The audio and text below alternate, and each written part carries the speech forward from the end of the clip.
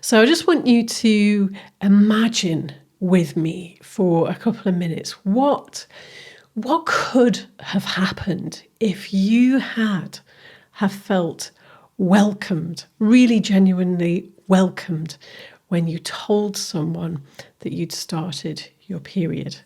What would have happened? So I'd invite you to put your hands on your womb as you do this. What would have happened if you'd have felt met really as you were? Maybe you were upset, maybe you were happy, maybe you got all mixed emotions, but what would have happened if you'd have had somebody there that could have been with you without trying to change that, or could answer any of your questions, and to really, really meet you where you were at? What would have happened? How would you have felt if you'd have actually felt valued? If your menstrual blood was met with, oh, wow, now you're a young woman. Wow, let's celebrate. How would you like to celebrate?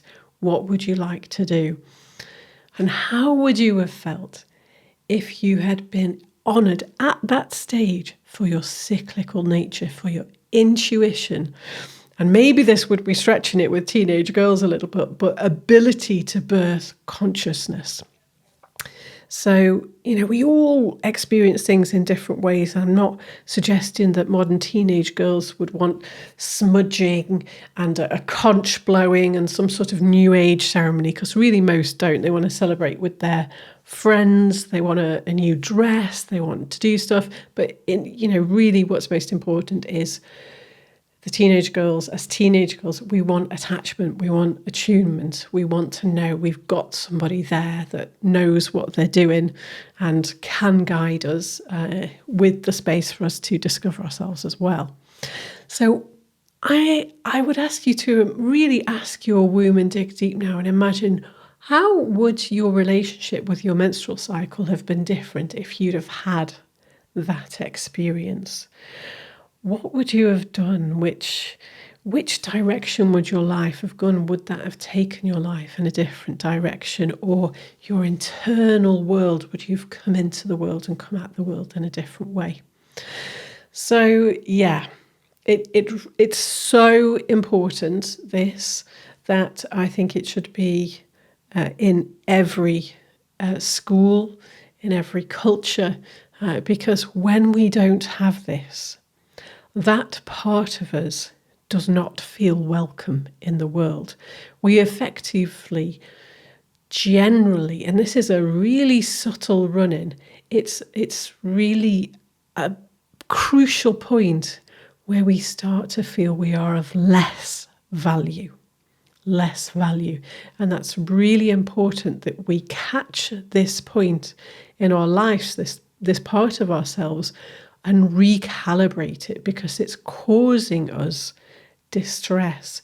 It's causing us to feel less valuable because we have a womb, a cyclical nature, and that we lead with our intuition and that we are sensitive beings. However, obviously we don't live in a perfect world and not everything happens as we would want it to happen. So we can go back and revisit our first blood in a way that doesn't re-traumatize us, but that helps us connect with that part of ourselves, that emerging lovely essence, and reintegrate that and really process any distress out that is left bound up in the body. Because we might go into freeze, we might go into flight, we might go into fight.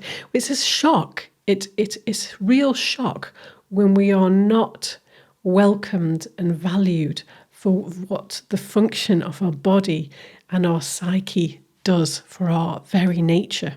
This is how important it is. If you have a daughter, celebrating her first blood in some way will make a real marked difference in her life. She won't know it if she's had it, or she might think you're making a big deal of it. Each teenager wants it in their own way, but to actually mark it in some way as a transition is going to have repercussions with her relationship with her menstrual cycle, and for the rest of her life feeling welcomed, her place in the world.